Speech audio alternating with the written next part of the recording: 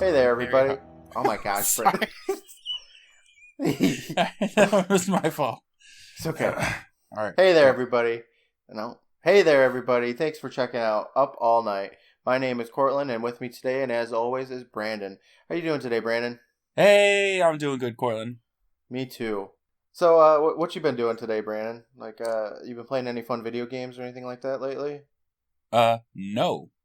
No. Well, that's incredibly I've been boring. watching Are You Afraid of the Dark? This has become my life now. Yeah, I know, but we haven't talked in a whole week. Have you done anything? I've thought about watching Are You Afraid of the Dark? Does that count? Well, you know what? I'm glad that this is happening because in the last episode, I said that we talk about stuff that we love. Would you say that you love Are You Afraid of the Dark now? I'm closer this week than I was last week. I feel you. Well, I'm just going to talk about myself for a second because... So, I've been playing the Castlevania on the PS4, Symphony of the Night. I think I told you that, didn't I? So, I'm trying to get the trophy to get 100% of the map completion. Just 100? I guess... No, it's 200.6%. And I'm at 200.5%.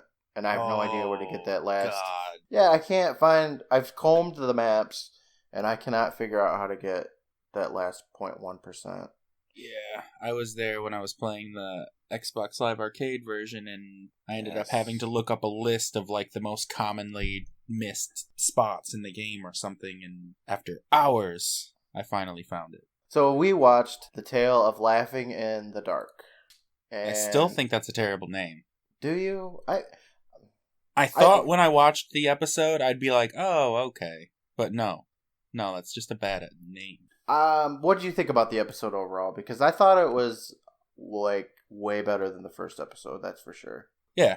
Overall, definitely better. Okay, good.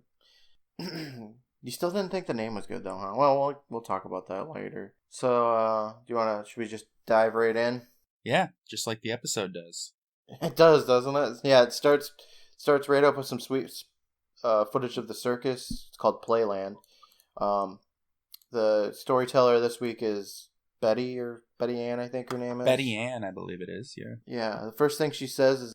The park was called Playland, and it was the best. You could laugh and scream and get scared to death on rides and stuff up on junk food and ditch your parents. All in one night. Just last week, those kids ditched their parents and they almost died. Yeah, I don't think anybody's parents were ever shown in this episode at all. No, they weren't. I don't think you're... Well, they basically only show 3 kids the whole time anyway. Well, except for this little intro where they show 2 other girls, but they're completely irrelevant to the story. It shows the spook house that's called Laughing in the Dark, which is great. I mean, we get the... Title drop. Yeah.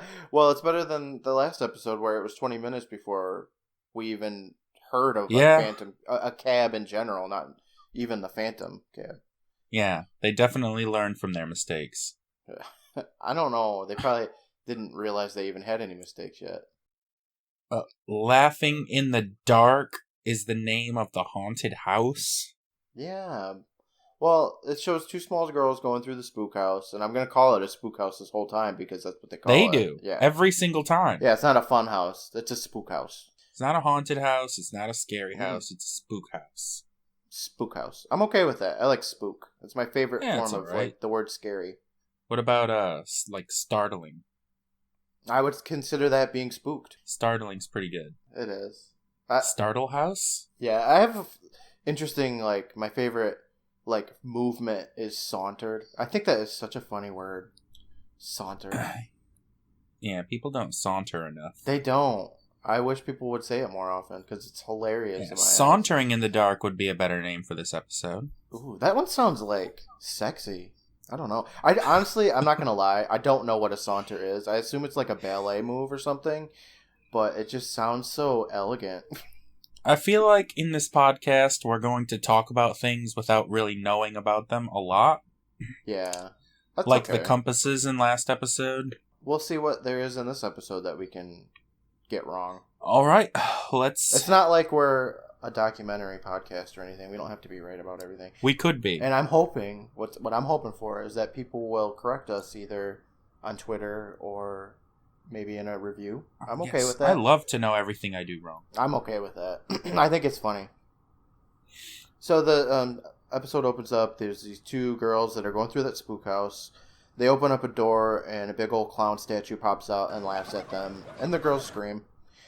I've never been in a spook house, but are they set up that way? Like a game show? Like, oh, what's behind door number 3? I don't know. I hope that they all are, because I think it looks like fun.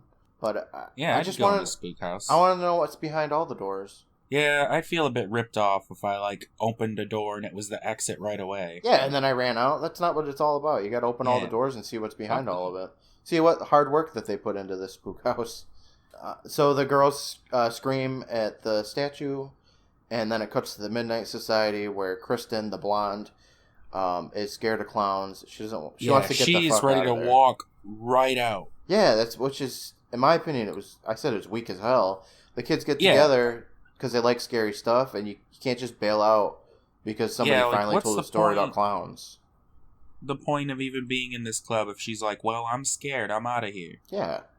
And at this point, we're like 10 seconds into the story, and Betty Ann, like, telling the story would be like, and then there was a clown, and it laughed. And she's like, I'm out of here. She's like, fuck this shit, I've had enough. He laughed? Oh, no. Yeah, and that laugh, I like what that did laugh. It sound like? Oh, it sounded like a clown? Yeah, Betty Ann's like, hold on. Or whatever the laugh sounds like. Yeah, I imagine she does all the sound effects. I would. If you're going to be a Midnight Society storyteller, you got to do all your own sound effects. That's how they got Frank in there, because he was like... Yeah, he was doing the Buzz voice. Flute solo. Yeah. He was doing Buzz voices, flute solos. He's making like the bubbling noises of all the stuff in Vink's cottage. I sort of died! You know what that reminds me of? Later on, what? You remember the voice... You've seen Hercules, right? The animated movie from Disney? Yeah, who the hell do you think I am? I'm sorry. Well, you haven't even seen The Little Mermaid, so... That's true. Anyway, so you know the voice... Well, I don't know if you know this, but like the voice of Pain and Panic, whichever one's the fat one, he sounds kind of like... Oh, you most lugubrious... You know, that voice that he does? Bobcat, yeah. Yes, Bobcat. He's in one of these episodes later. Oh, no shit. Yeah, and... Okay. I just remember because he was in Scrooged too, wasn't he? Do you ever see that movie with Bill Murray? Yeah, I believe he was. He was in a lot of stuff in like the 80s, Police Academy, and he's got a very distinct voice. When I was a kid, there was a movie with a talking horse that he was in that I watched all the time. I don't remember anything about it though. Was that one of the VHSs that we destroyed at your house back in the day? I mean, probably. Yeah, we destroyed a lot of them. We did. It was very boring growing up in the early 2000s. When your older brothers wouldn't let you use their PlayStations or the internet, we resorted to destroying things for entertainment. A lot of VHSs, My Furby. Bart versus the Space Mutants? No, it was Bart versus the Juggernauts. Yeah, that's right. For Game Boy. That one, let's be honest, nobody wanted that in the first place. No. Nobody's missed it. And My Furby was pretty much possessed. Years. You could probably write an Are You Afraid of the Dark story about that Furby, so it's a good thing we did destroy it. So let's go back to the story here. The Midnight Society just makes fun of Kristen. Eric's... Yeah, because something's wrong with Miss Perfect. Yeah, we didn't even know she was perfect, but this just demonstrates that all these kids are different, because nobody else is perfect, quite like Kristen. Yeah, so I guess she's meant to be like some kind of popular girl. She is the one that everybody wants to get with. Except for probably Eric, because he's only 5. The ugly, like, haired child. That could be any of them. Well, he's the one that says that she has bozophobia. Yeah, I know who you mean. He's the one who, like, I thought was Mark from Home Improvement, and then I was like, oh, that's not him. Yeah, he kind of does look like Mark, but he's seriously, like, the smallest of the bunch. He's got 90s hair. Really bad 90s hair. They all look like that. I mean, they're all from the 90s. I guess they all have 90s hair, but his is the worst. So Eric says that she's got bozophobia. Kiki ramps it up with the sass by saying there's finally something wrong with Miss Perfect. Oh, Kiki was a bitch in this episode, just all the way through. Like, what is her deal? I don't know, because I remember liking Kiki a lot. That makes a lot of sense, actually, that you would. What are you trying to tell me? That I'm a bitch? You're a very catty gentleman. Well, we did make my nickname the Sass Master back in the day.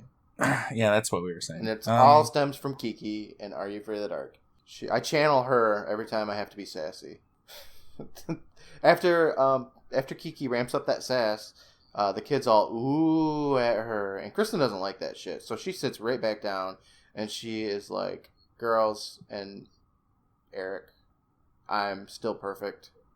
Yeah, it's a challenge now. Like, it's personal. Yeah. She's gonna sit here and listen to this scary story like she apparently enjoys. Yep. She's not gonna back down from this garbage. So, no. My favorite part about this whole situation is that Gary hands Betty Ann the sugar, and she has to start the story all over again. Yeah. Like, I know she wasn't very far in, but they're just like, all right, Betty Ann, after that. All right, that didn't count. Yeah, do it again, Betty, again. That beginning was shit. Try again. Kristen, we're not going to punish her, but you have to start your story all over again. And then she starts it off completely differently because those two girls that went through the spook house aren't... She was probably making it up as she went along, and she just couldn't remember what it was. That could be what it is. Or this was all set up from Kristen and Betty Ann from the beginning. So the story starts over again. We get the title card of The Tale of Laughing in the Dark. Betty Ann stupid name narrates for a moment. She says Friday night, Playland was jammed with thousands of kids. I was like, damn, thousands of kids in this stock footage? That's crazy. Yeah, all the kids love hanging out there at night. I guess so. You know what? That reminds me. So we used to have a very small traveling, what are they called? Like fair, I guess. Yeah. Back in the probably mid-90s. And my brothers, I'm the youngest of 4. So my brothers, they got to go and have fun there. And I always wanted to go. But I was never able to go because my parents had a sense of danger. Which I guess I'm thankful for because I didn't get stolen or anything. Well, neither did they, so... in the end, you could have been having all that fun. Shut up, Brandon. You just ruined my childhood. Anyway, I never got to go to this Papa Camp Circus where they set up the rides in a plaza. And by the time that I was old enough to actually go, they stopped doing it, or there was like a bunch of drug selling stuff going on over there, so it wasn't safe to go.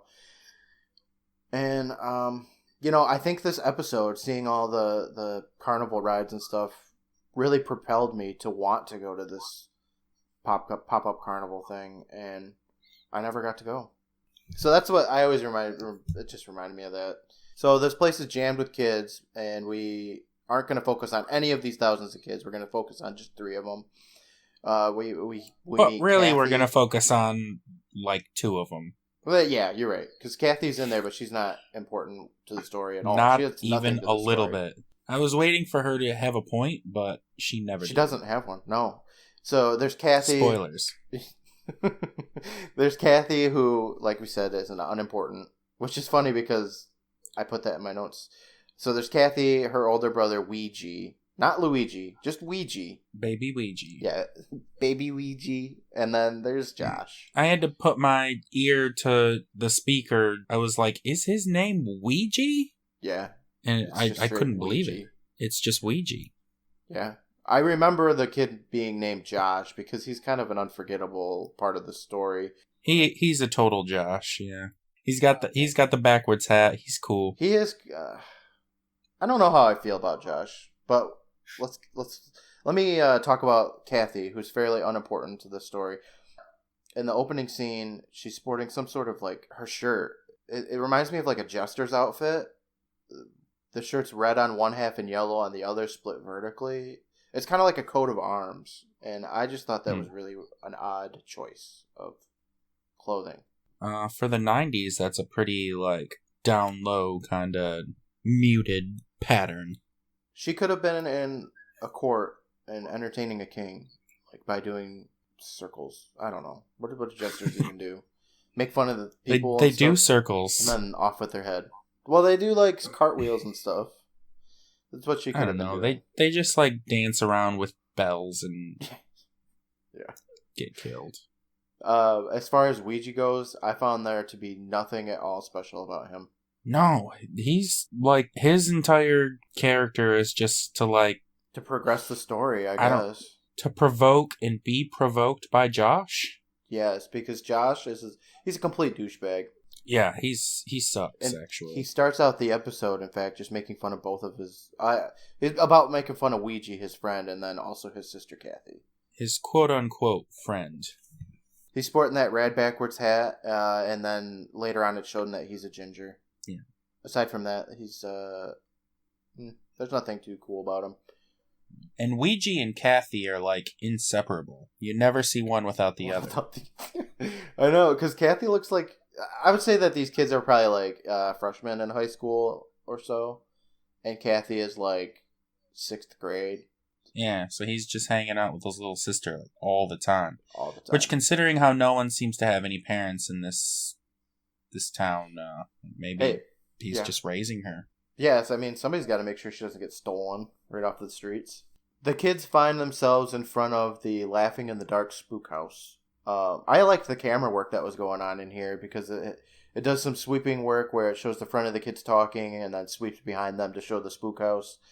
Yeah, there's actually some pretty interesting shots in this episode. I was pleasantly surprised. It's not like, cinematography award worthy, but it was way better than the last episode, enough that I noticed it. And I don't generally notice things Yeah, like that. I'm with you. Like cuts and stuff. I like to see like continuous shots, like in I don't know if you watched it, The Haunting of Hill House. No, I didn't. One of the episodes has a continuous shot for like 15 minutes, and it's really great. There's a movie called The Protector, where Tony Jaa like walks through a building and just beats the hell out of everyone he sees for like what feels like hours. Yeah. And that would be really cool to see in Are You Afraid of the Dark? Just Josh walking through the spook house, punching every clown he sees. There's another one in what was it called? It's not Wise Guys, that was the book. Oh, Goodfellas. Mm-hmm. There's one in Goodfellas where they walk through going through the nightclub? Yeah. I just love that stuff. I think it's so cool. That's cool. Okay, so they're in front of the spook house. Kathy says that she is not about to step foot inside of that house. She's way too scared for that shit. And they say, it's not even haunted. That's just my first, before I get into a haunted house, I'd be like, it's not even really haunted. Come on, Kathy. Such a bitch. Ouija agrees that it's not haunted, but weird things happen. Oh, no. Ouija agrees with his sister because they're inseparable. Said that they're the same person. Yeah, they're connected at the hip. Kathy doesn't even actually exist. Ouija's just talking to himself. Well, that's the real horror of this episode. Ouija's mental breakdowns. Ouija's actually just in solitary confinement in a psych ward. This episode is all in his mind. He's just laughing in the dark. Ouija says that weird things happen in there, something to do with a clown. And this entire time you can hear a clown laughing. Yeah. Which is something to do with a clown. I don't know. It's kind of like somebody it's really annoying. It's sped up like chipmunk style a little bit. It's like that part in Happy Gilmore where he's in the putt-putt golf and the clown just laughs and he hits his nose off, which isn't really too far away from what happens in this episode. You're right. So the laughing clown is in the background of almost the whole episode. It's the same one. It's the same noise that happens when the girls encounter the clown at the very beginning of the episode, that they open the door and it laughs at them, they scream. Josh makes fun of Ouija and Kathy. It's like a double combo, calling her a twerpy chicken, and then does the chicken noises. He's all like cuckoo cha. Like, does it smell like poultry in here or something like that? Yeah, that's what he said. It's weird. Yeah, he's... Just call him chickens. I don't know why they're hanging out with him. He's obviously a jerk. Maybe he must play a mean game of hockey or something, and that's why they're hanging out with him. Seems like it. The kids get interrupted by a carny. He literally bumps into Josh, I believe. He tells him that the name of the clown from Laughing in the Dark is named Zebo. And Josh asks who the hell he is, because he's just some old... man carny. Some old Colonel Sanders looking motherfucker. Yeah, you know what though? Did you notice who it was? No. That's Dr. Vink. It's not actually Dr. Vink, but it's the guy that played Dr. Vink. Oh, wow. No, Yeah. I didn't notice. Yep, it's... But I did see similarities in, like, old eccentric weirdos luring children into somewhere. I mean, it's scary stuff. What better way to scare children than to make sure that they never want to talk to anybody, right? Yeah. So they're interrupted by the carny. He tells the kids that he owns all of Playland, and that Zeebo is in Which the is a spook house great waiting. name for an amusement park, I gotta say. I don't know. It sounds to me like Betty Ann pulled that one out of her butthole, but who knows? Hey, this is the girl who thought of Laughing in the Dark. Man, I wish you liked that name, because I don't know why you don't. It just is terrible. I think it's perfect. It's not the name of a spook house. Yeah, okay, I'll give you that one. It's not. It's the name of a 80s new wave song. Yeah. It's the name of a Cure song, really. Cure song? I don't know any Cure songs. 'Cause I'm laughing in the dark. I feel like I'm going to edit that out. Damn it. Or not. Who knows? Maybe people will laugh at you. Who knows? That was my best joke of this episode. Oh, is Cure the one that does I Think I'm in Love with Friday? Yes. Okay, alright. I can see that. Alright. I'll give it to you. The carny says he owns all of Playland and that Zeebo's in the spook house waiting. He says, and I quote, "Pick the right door and you'll go free. Pick the wrong door and there he'll be." He points to the painted image of Zeebo the clown, who has a big, giant cigar in his clenched teeth. He asks the kids to come in. Josh says, nah. Slowly backs away from the carny, who says he'll be there when he comes back. That he's always there. Josh turns around in the carny, to look at the carny, but he's gone. So I'm wondering, does this carny do this to every child that steps up in front of Laughing in the Dark? He's just there, special. I own this whole park, but I'm going to talk to you and say, hey, why don't you come on into this one attraction out of the whole park? It didn't seem like there are many kids going in there in the first place. No. It's probably one of those ones that's everything else is up to date, but this one's all really old and nobody wants to go in it anymore. But it cuts back to the Midnight Society, and Kiki gets sassy with Kristen again. I can't even remember what she says. It was probably something dumb. This interlude is completely pointless, and there's so many of them in this episode, and I don't know why. Yeah, and everyone is just Kiki you getting scared, girl? And her Kristen being no, I'm fine. She's and then it just cuts back to the episode. Betty Ann, continue. Okay. Yeah, it's seriously that 4 times. I really don't know why there's all these interludes, because they don't do this in every episode, thankfully. The next scene shows that the kids, our 3 heroes, Kathy, Ouija, and Josh, are together in a room. Josh is practicing hockey, of course. Mm-hmm. They're talking about the spook house still. We don't know how long it's been. I assume it's been at least a day, probably 2, because Ouija has a bunch of printed pictures and news articles that talk about how the spook house they looked at wasn't the original one, but the original one was burned down in the 1920s, and they built a new one exactly in its place because that's what people do. They're last one burned down, got to build the same thing right in the same spot. One of the clowns, Zeebo, was a foul ball. I say that because that's what they called him. Foul ball, who sold the entire payroll of $4,000 from the traveling circus or whatever the fuck he was in. He got caught and chased into the spook house. And he would have gotten away with it too, except his own stupidity was his downfall. He throws his cigars down and the spook house caught fire, and Zeebo was burned alive. Legend has it that Zeebo still haunts the spook house, trapped for all time. Josh says he probably liked to trap small children inside and tickle them, and he starts chasing after Kathy, trying to tickle her.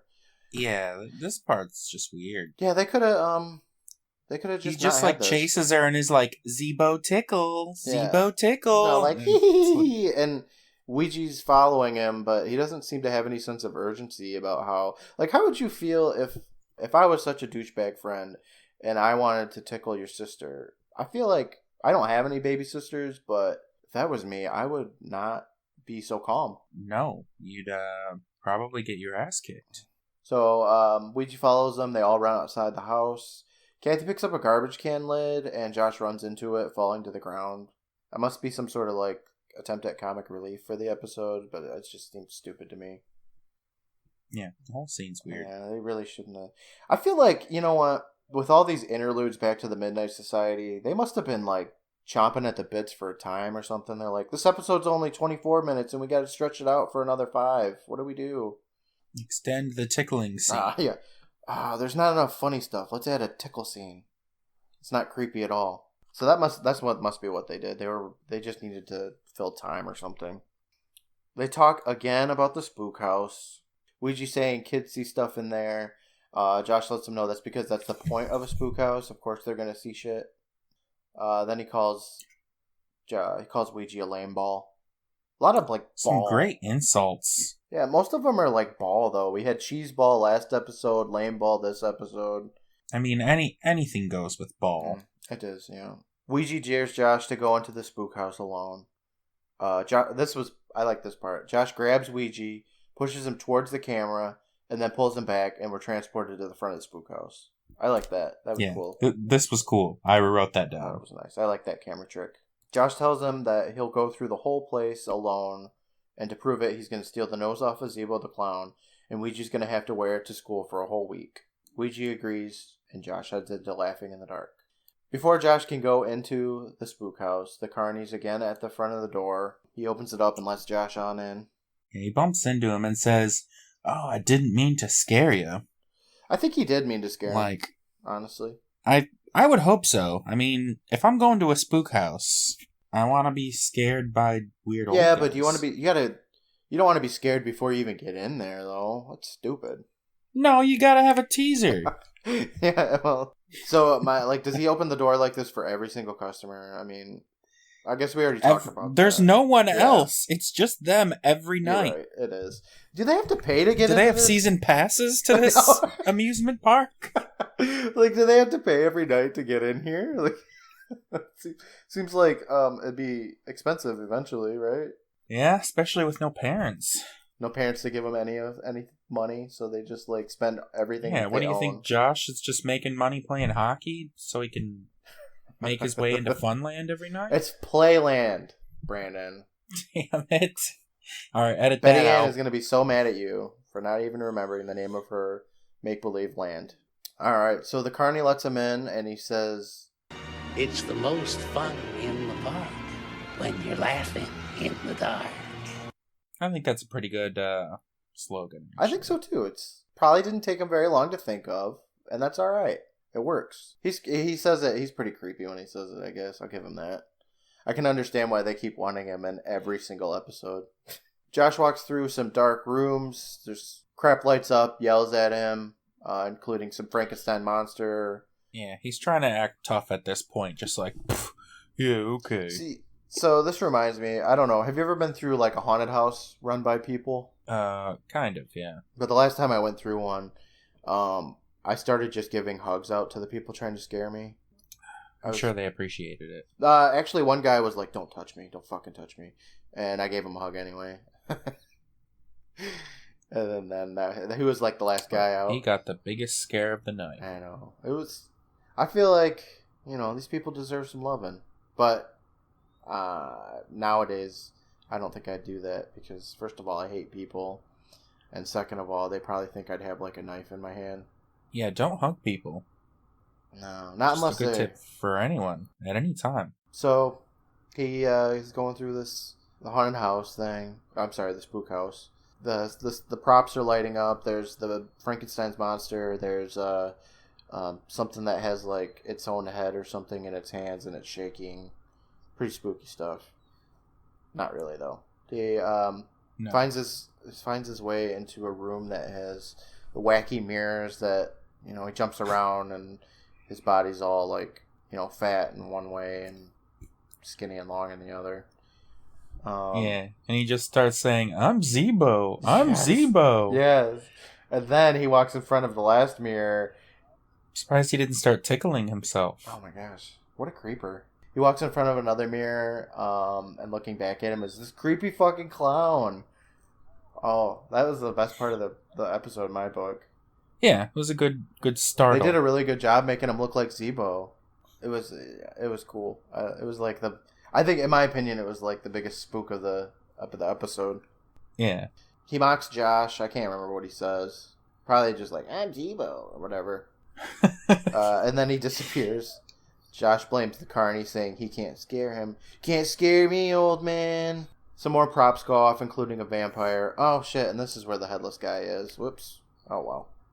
Yeah, and then he walks through a hallway, and there's a giant dragon. Yeah, I have a huge problem with and it just blows fire. Yeah, real fire. You can't have that. No, like... Kids walking through there? Exactly. Like, no wonder this place fucking burned down. Why would you try to burn it down again with a real fire coming out of a dragon? I was like... Yeah, like right where you're walking. Yeah, he almost got hit by the fire when he got out of its way.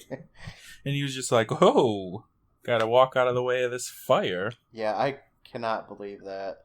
And not only was it like, in the story that kids have to dodge this fire, but, I mean, it really looked like the actor had to dodge that fire to get around it. Yeah, that's a major hazard. That stuff would not fly today, I don't think. No. I don't know what the fuck they were thinking. I mean, inspections would bring down Playland. Fuck yeah, they would. I guess nobody goes in there, so they just were like, all right, guys, this attraction's getting boring. Bring in the real fire. Yeah, even the fire inspectors walked past it like, nah, that looks boring. Stupid. Let's see if there's any fire hazards on the scrambler. Yeah, right. Like, it was exciting, but totally unworth it. That should not have been there. Just the idea of it made me mad. So after Josh nearly gets incinerated, he moves through a room that has a bunch of arrows all over the walls, and he smells cigar smoke. He backs up, hits the wall, and it flips him around into the room with a bunch of doors that we see at the beginning of the episode. Mm-hmm. They all have numbers on them. He picks number 5, which has a skull that screams at him and just rotates a little bit. It's like 2-dimensional. It's boring. Yeah, I'd be disappointed if that was the door I picked. Well, at least you get to pick more than one. It's not like, well, that was your door. You get ejected out of here. Thanks for playing. Yeah. Then he picks... No, go stand in front of the dragon. Yeah, go get incinerated by the dragon. Then he picks door number 4, which turns out to be the exit, and he's about to leave, but then he remembers he has to go and grab the nose from Zebo, so he closes the door and heads up to door number 6. Does he have to close the door? Well... You just leave it open. You would think, to make a hasty retreat, but... Yeah. He closes it. He's clearly scared at this point. He doesn't want to be in there, but, he's trying to be macho. And yeah, he doesn't want to be in there. He knows the way out, but he closes it. Maybe it's on He's like, oh, just... Maybe it's on a spring door that closes. I'll give him the benefit of the doubt here. So he opens up door number 6, and the Zebo dummy pops out. Josh screams at it. Oh my god, this scream. It is like the fakest scream. It reminds me of Troll 2 when he's like, oh my god. The clown pops out and he goes...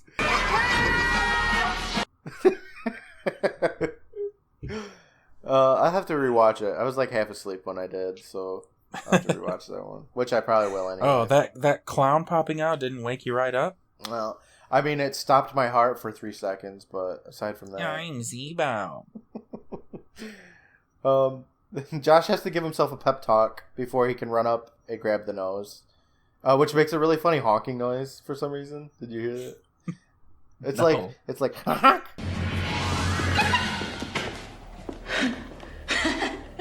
All right. Thanks, guy. Just from him grabbing it? Yeah, just from him grabbing it off of a Zebo. It makes the honking noise. Even though they squeeze the nose later on and it makes no honking noises ever again. Wow, it really is haunted. Josh makes fun of Zebo when he leaves, which probably wasn't a great idea. He makes fun of everybody, though, to be fair. You're right. That's pretty much his defining characteristic, is that he is a huge douchebag. I don't know why anybody would want to be friends with him.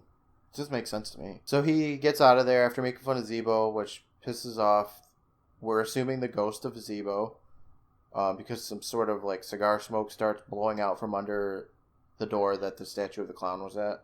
And then we go back to the Midnight Society again, and Kiki tells Kristen that she can't take it. At this point, one of the guys like tries to get up and escape, and Kristen tells him not to and pushes him back down. And it sounds like he says, I got a crap, yes. But I think he says, I got a cramp. Yeah. I had to listen to that twice, too. He did say cramp, not crap. I got a cramp. I don't think so. Oh, come on. It really sounds like he's saying, I got a crap. And Kristen's like, no, you don't. Kristen's like, get the fuck back in that seat. If I have to listen to this shit, you have to. You sit there and you shit, and we watch this episode that Betty Ann is directing. Yeah. Betty Ann has the stage here. You shit your pants right now, mister. And you should have worn your Midnight Society diapers like all the rest of us.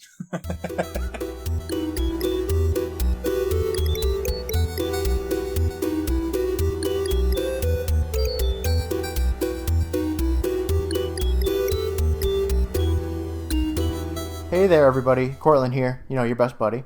I just want to say thank you so much for listening to episode 2 of our podcast. If you're hearing this, there must be something that you like about what we're doing, which is awesome. We would love it if you could share this podcast around. Word of mouth is the biggest support. You can also leave us a review on Google Podcast, Apple Podcast, or whatever podcasting app you're using to listen to us now. Aside from that, Brandon and I are always interested in hearing from you guys. It's one of the big reasons why I was so excited to start this podcast in the first place. I love the idea of hearing from fans and interacting with them. Speaking of which, if you have a story about Are You Afraid of the Dark or any comments or questions, you can email us. Our email address is privateislandpresents@gmail.com. You can also follow us on Instagram at privateislandpresents. If you haven't already, I have a fun Caption This Image game that we play each week from the episodes. For updates on the show or just for a good time, follow us on Twitter at PRVTIsland. We also have a Twitch channel, and once I get my studio room all set up, I plan to live stream the editing process, which I have a ton of fun with. So if that's your jam, you can follow me there at PRVTIsland. A special thank you to All Hail the Badger for his awesome work on all the music for our podcast. And with that out of the way, I'll let you guys get back to the episode. I hope you enjoy it, and I'm looking forward to seeing you guys next week. Bye, guys.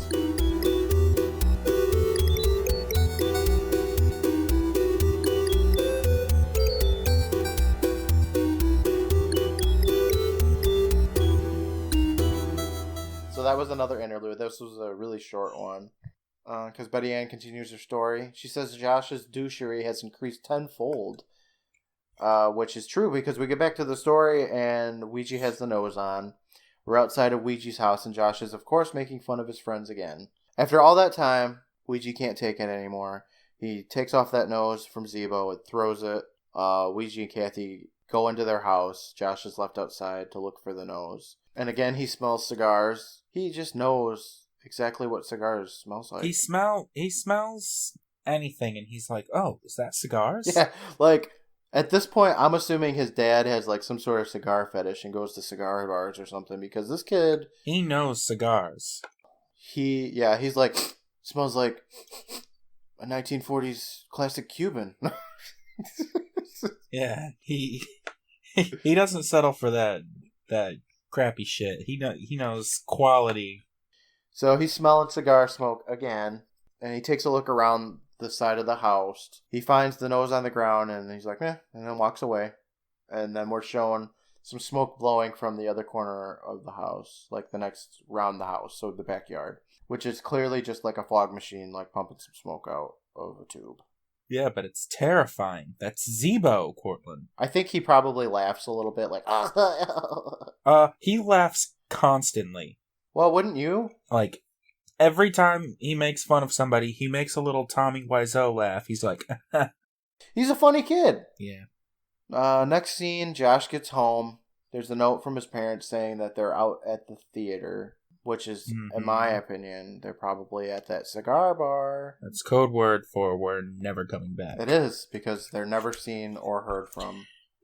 You're a horrible child. Go spend your day at Playland. That's why he goes to Playland so much, is because he comes from a broken home. Let the carny raise you. Go join the Playland. Hopefully he'll employ you. Play with the dragon. We're at the bar. The note says that there's spaghetti in the freezer. Who puts fucking spaghetti in the freezer? I mean, if they made a big batch of spaghetti and they're like, all right, we're going to eat this for the next 3 or 4 days, just freeze it. On the plus side, he gets a giant bowl of pudding. So much pudding. Oh my, that's the biggest bowl of pudding I think I've ever seen. It's like a bathtub of pudding. So much pudding. It's important to note that Josh is narrating every single second of everything that happens in the rest of this episode. You didn't notice that? He's like, okay, I was now I'm walking in the episode. to the microwave. Now I'm putting it in. I'm pressing the buttons. I'm sauntering over to the fridge. Currently right now in my house, I made my own spaghetti sauce like from scratch 2 or 3 weeks ago. Yeah, it was from scratch. Like I cut up the onions and garlic and everything, and I did it myself. And like that's in the freezer. What the leftover spaghetti sauce we have is in the freezer. But when he says that I'm sorry, I'm just on the spaghetti because I think it's ridiculous. The spaghetti being in the freezer, I assume it is the spaghetti noodles with spaghetti sauce already in this. Yeah, spaghetti. In the container. Who puts... I don't know. I just would never do that. I would put it in the fucking fridge. There's spaghetti from 3 months ago in the freezer. They clearly don't love this kid. Like, he's not going to get delicious fresh spaghetti. That spaghetti's probably been in there since... It probably came with the fridge. Yeah, they cooked that spaghetti months ago, and now they finally got to the last dish of it. He puts the spaghetti into the microwave, and then he checks out that sweet, giant tub of chocolate pudding. Delicious. In the fridge. I wanted to eat it. And he takes his fingers, dips it in there, and licks it, and then there's a noise, and he drops it all over the ground. What a waste. It's the scariest part of this whole episode. He hears the door creak, gets scared, drops that pudding on the ground without missing a beat. He doesn't give a fucking shit about that pudding on the ground. He just steps right over it, doesn't even like lament it at all, and without missing a beat, carrying that there's a gallon of pudding on the floor now. He starts walking towards the noise, calling out to his mom and dad. If it is them, they're gonna be fucking pissed when they see that pudding on the ground. If I heard a noise, I'd be like, oh shit, I gotta cover up this pudding so I don't get my ass kicked. I know! Oh, so much pudding. Like, so much wasted milk. That was probably like half of... Well, their milk comes in a bag. 2 bags of milk. Half a liter of milk. So he finds the creaking door and opens up a closet to grab a baseball bat. Thought for sure it was going to be a hockey stick. I was like, here's where he goes and grabs the hockey stick, but no. He went baseball. He didn't. He did. So he tells the invaders to show themselves or he's going to bean them. Which I imagine is like braining them. Yeah. Right? Smacking their head until their brains are on the outside. He opens the closet and out falls, I'm assuming, some hockey sticks. That's what I thought. That's what I thought it was. I think it might have been a broom. Oh, it could have been a broom. I was just waiting for I'm hockey gonna say sticks. It's hockey the sticks. whole time I was just like, okay, where's the hockey sticks? Is it in the pudding? Yes. No. Is it in the spaghetti? No. Process of elimination. So I'm going to call them hockey sticks. They could have been something else. They fall out of his other closet because there's 2 closets right next to each other. I thought it was going to be a cat is what I thought. But nope. Somebody put away the hockey sticks incorrectly and they creaked the door. Josh's phone rings and he answers it and it's his best buddy Ouija. I thought this moment was nice. He apologizes to Josh for being mad and Josh has like some sense of decency for a moment. Agrees with him and says he was giving him a hard time. And then he ruins it all by saying he can shorten the punishment to just 1 day. Yeah. It was such a nice moment. Like, such a good character development for Josh for that. Just a fleeting moment. And then he fucking ruined it. Just drop the whole stupid nose thing. Just be a good friend for once. Yeah. Ouija's been there for you and you just can't put aside your foolish pride. No. Yeah, he just wants to embarrass him. It's dumb. So Josh, while Josh is on the phone, he's fondling Zebo's nose and giggling. So he gets off the phone with Ouija, and the phone rings again, and he's like, "Oh, give it up, Ouija. I'm not going to shorten it anymore." And there's a voice on the other line that says, Give it back. Give it back. No way, Weege. You're not scaring me. he thinks it's Ouija and hangs up the phone. Of course he And does. then I really liked the scene. I thought it was funny. So Josh is like delirious now, and he begins setting the table for himself to chow down on that frozen sketty. He just keeps getting out more and more silverware. Yeah, he grabs. I thought he was like every single. I thought he fucking was knife. like setting up some kind of Home Alone style trap for a while, but then I was like, okay, I guess he's just like so out of it. He's like, need more spoons, more spoons. Yeah, he's just trying to calm himself down, and he's not really paying attention to what he's doing. He just keeps grabbing forks and knives and just placing them like at where he's gonna eat his dinner. Just keeps more and more and more. The whole time he's just trying to talk himself out of the fact that somebody's fucking with him. The microwave goes off, and his spaghetti's like burned, and there's smoke billowing out of it. Yeah, his spaghetti is like on fire. It's like molten lava food, and he grabs it out of the microwave with bare hands. Did he? I didn't notice if he grabbed, because he had, when he put it in, I think he had a towel that he... No, he pulled that shit out raw. Yeah, you know what, though, in his defense, the spaghetti was frozen, completely rock solid frozen, and he put it in the microwave, and he was gone for like maybe 2-3 minutes max. So that shit would not even be like lukewarm. Yeah, well, that's why he said, like, oh, how'd it burn so fast? And then it's not burning. He like uncloches it, and it is cigar smoke. Yes. He opens that sketty up, and it's been turned into an ashtray. There's some cigar butts are everywhere in it, and then Josh screams again. I would scream though. You didn't even hear him open up the fucking microwave door. No, I'd wonder where my spaghetti went. I'd be pissed. Did Zebo eat it? The kid hasn't. Is the pudding still on the floor? The pudding is still on the floor because after Josh screams, we're shown a big footprint with a Z on it in the pudding. Whoa. On the floor. So a shoe print with a Z on it so that we know it's Zebo. I don't know if Josh even sees the footprint, but after that whole spaghetti ordeal, he runs upstairs and into his room. Yeah, that's what you want to do when you've got a murderer in the house, is like run upstairs. Just get yourself more and more into a dead end. Like, make sure there's no lines of escape. Yes, you want to make sure that the front you can't door's get out. right there, but no. Yeah, I like to go in crawl spaces so that I know that I'm doomed. Yeah, just make sure you can't turn That's what I do. around. Yeah, I like to literally back myself into a corner and just watch. Yeah, I go in the shower and I just start singing so I can't hear if anybody's coming. Yeah, that's a good idea.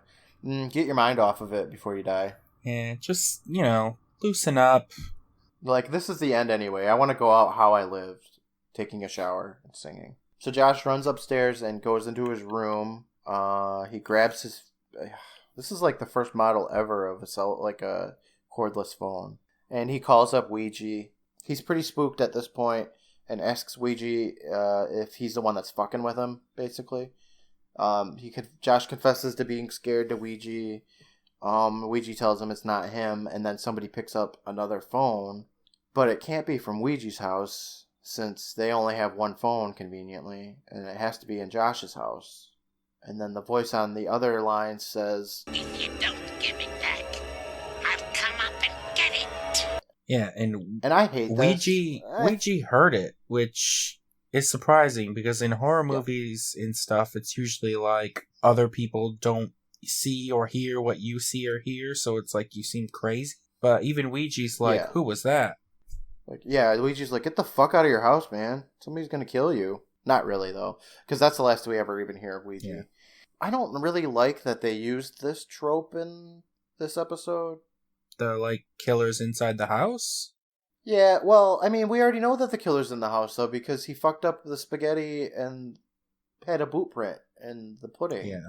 We know he's there. You don't have to do. You could have saved this for a different episode and been that. Like, I mean, they probably the main will scare. have it in another episode anyway. Yeah, you're Kiki's probably right. going to copy this for her story. Yeah, she's writing it on her Midnight Society diapers. Yeah, I think that this was like out of place in my opinion. It just seems like it was a waste of, a potential scary thing for a different episode.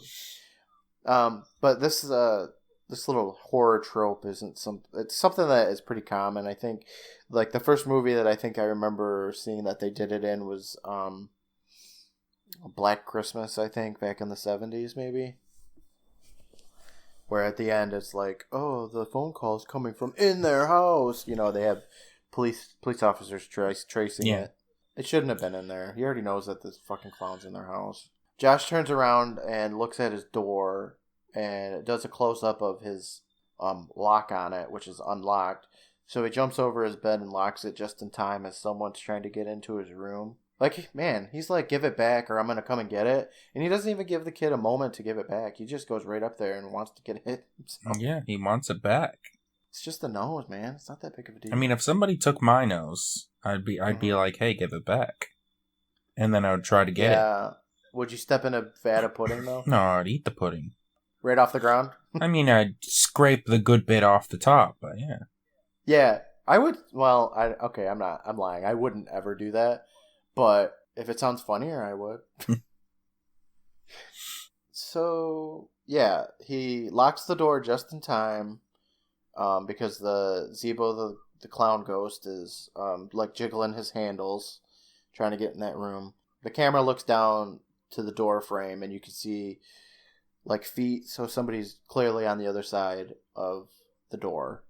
And then Zeebo inflates a balloon from under the door that rises up to give Josh a message of give it back, which is written on the balloon. Even though the message is pointed towards the camera, and I don't know if Josh even sees the message. I wondered that myself, if it was written on both sides. I'd like to think it is written on both sides. Otherwise, it was a waste of time. And did Zeebo just make these up before he went over to Josh's house, or does he just have give it back balloons in his pocket just in case anyone steals his nose? I don't know. He is some sort of ghost clown, so maybe he conjures stuff up. Maybe. Is that a ghost power? No, it could be, if Betty Ann says it is. Yeah, that's true. Betty Ann's the one that's got the reins on this ride. So the balloon gives the message that says give it back on there, which Josh probably doesn't see because it doesn't look like it was on both sides, and the side that has the message faces the camera so the audience can see it. And then the balloon explodes anyway, so... Yeah. The balloon explodes, and Josh gets out of his second-story window and jumps off of his roof onto a conveniently placed inflatable toy, I guess, is what they're trying to tell us, right? Yeah, just hanging out there, yeah. And I don't even think he had a pool. I thought he was just trying to escape Zeebo, but, like, he's going to return the nose at this point. And if Zeebo's just outside that door, why didn't he just open it and be like, oh, here you go, dog, I got your nose. I don't want it anymore. That's a really good point. I don't know. I couldn't answer that. He could have saved himself a trip and a ticket to Playland. Yeah, I don't know, because the next scene, Josh enters the spook house with a bag. There's no power on, so I don't know what time it is. Apparently it's like midnight or something. Who knows?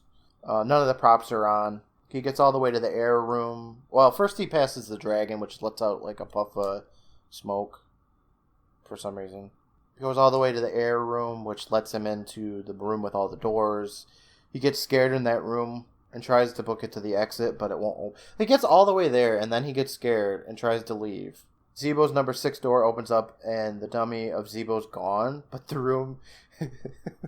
the room is just some sort of rave room with a fog machine and a strobe light. Josh places the nose back on the ground as well as a box of cigars. Yeah, he just says, here's some extra... He didn't jump out the window with that box of cigars, so he stopped at a tobacconist and bought some cigars on the way there. Yeah. He puts down the cigars, And so it says, primo stuff. Hope there's no hard feelings. But it's like, how the fuck did he even get those cigars? Because I don't know what the smoking age is for Canada, but I don't think that he could get those himself. No. Which is another theory. More evidence that his dad is into cigar bars. Okay, so he's like, here's this box of cigars, no hard feelings. Sorry, I stole your nose. He probably doesn't even say sorry because I don't know about you, but I didn't hear a single sorry. I heard 2 sorries. Did you? Damn it. Yeah. I have to go back through. Okay, so Debo's door closes and the exit door opens up. Josh books it the fuck out of there. And then the camera pans back over to Zebo's door and it opens up and the dummy of Zebo is back. The carny says his catchphrase while he laughs and smokes a cigar. And that is the end of the episode. Well, it's the end of that part of the episode. Because then we're back with the Midnight Society again. And Frank says, so it was the crazy old guy all along. And Gary's like, nah, it wasn't him. Because he couldn't have done all that stuff in the spook house. Yeah, do they do this at the end of every episode? Like, sit and just talk about the story we just heard and watched? Just shoot the shit about it? I don't know. I don't remember. I know then a couple of them, they expand the ending so it's not so horrifying. Because later on there's some ones that don't end so well. But we'll get into that later.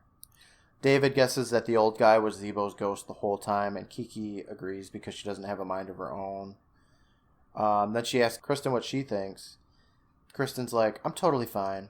And she's like, Kiki, just shut the fuck up. Then Eric pops his head out of his hoodie, and he has got a clown mask on. And they chase Kristen. Everybody chases after her, and Gary tosses water on the fire, and then that's the whole episode. Does he just have a clown mask all the time? I don't think Betty Ann was like, you guys come to the woods, and I'm going to tell a clown story this week. Exactly. Because if she would have done that, then Kristen would have just been like, oh, I can't, I have diarrhea, Yeah, just I got a crap. She wouldn't have come in the first place. So he must just have a clown mask on him at all times. Otherwise, why would he have it? Yeah. I don't know about you, but I think Eric is probably my least favorite member of the Midnight Society. I mean, Kiki's pretty unlikable in this episode. Maybe she turns it around. Maybe there's like a Kiki redemption arc. Yeah. I'll keep a tally in my head of everybody's pluses and minuses, and we'll rank the characters accordingly. All right. Yeah, well, how about we do that for the season finale? All right. So, this episode, in my opinion, was way better than the first one. Yeah. Better acting, better camera work that I noticed. The overall story was a lot more solid, in my opinion. I think if I had watched this episode when I was a young child, I would have been scared. I might have even had nightmares. I don't even have, a real clown phobia. I don't find clowns that scary, but I don't know. There's something about a clown specifically trying to be scary that's just sort of off-putting. Yeah, I agree with you. It's I don't know when clowns started being scary for people. I like to assume it's from John Wayne Gacy, because he was, the famous clown by day, serial killer by night kind of guy. Because I don't have a fear of clowns myself. We just went to the circus this year and there's clowns there, and I wasn't like, don't fucking touch me. I was fine with them. I didn't go up and get their autographs like some kids do. But then again, I'm a 30-year-old man, so. Clowns give autographs? They do. You can buy a little autograph book. Oh, man. Well, duh. Everything at the fucking circus is expensive. Yeah, you can buy an autograph book, and then you probably have to pay for their autographs too. And then you look at that, and you're like, what am I doing with my life? Yeah. These are fucking clowns. Yeah, this episode was way better. I liked it a lot more than the first one. It was enjoyable. And you know what's interesting is that when I was a kid, I always thought this was the first episode, because I think it was the first episode that I remember seeing all new Are You Afraid of the Dark? This Saturday on Snick. And this was the first one that I remember seeing. And the next episode is the second one that I remember seeing, so I just always assumed that this was the first episode. The next episode was the second one, and Phantom Cab just didn't exist, maybe? I don't know. I'd be alright with that not existing. I'd be okay with it too. Well, I hope the episodes just continue getting better. About that. Is this the high point for Are You Afraid of the Dark? I wouldn't be surprised if some people do consider this to be the high point of the show. But I know for a fact that there are... I looked at the list of the episodes, and there are 2 of them this season that I really like, and I think you're going to love. So there's some that you can get to look forward to. Well, all right. The next episode, however, is not one of the 2 I just mentioned. Not to say it's bad. I don't want to give you any indication. But the next episode is The Tale of the Lonely Ghost. So judging off of that title, what do you think The Tale of the Lonely Ghost is going to be about? Well, first of all, I think the episode's probably going to be bad. Okay. Is that because I said it wasn't good? Yeah. So it's a bad episode. You shouldn't trust me. I don't know. That one's a tough one because, I mean, I think of ghosts in general as being lonely. So it just seems kind of redundant. Yeah. Tale of the Ghost. Yeah, you're right. So I think it's about someone who died, which I think is a fair bet there. And yeah, they don't have any friends. You're almost explaining my life. So go on though. They find other ghosts and meet in the woods and tell human stories. Oh, so it's like their own Midnight Society. Wait, what? You just said they didn't have any friends. Maybe it's the origin story of the Ghost Midnight Society. Is that what you're trying to say? Yes. That's what you're trying to piece together? So, if I'm it's the tale of the lonely ghost. He starts out lonely, and this is the story of him or her rising up, gathering friends, forming their own Midnight Society. Yeah, I think that's probably what it is. Okay. You know, that sounds so unlikely, right? That couldn't possibly be more from what this could be, I'm sure. I don't know. We'll see. I guess you're right. You know what we forgot to do, though? What? The Tale of Laughing in the Dark. You hated the name of it. So what kind of title would you give this episode? The Tale of the Lung Cancer.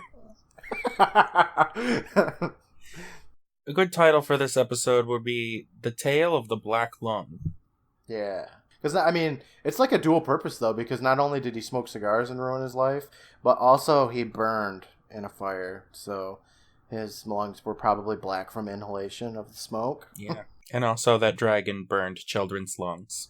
So I think that's about all I want to talk about. I mean, it's been a week, and I have been up all night long, and I'm ready for bed. How about you?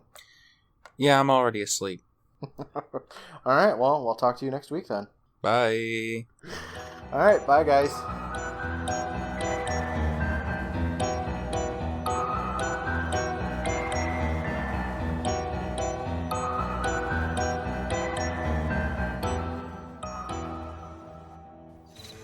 I got a cramp.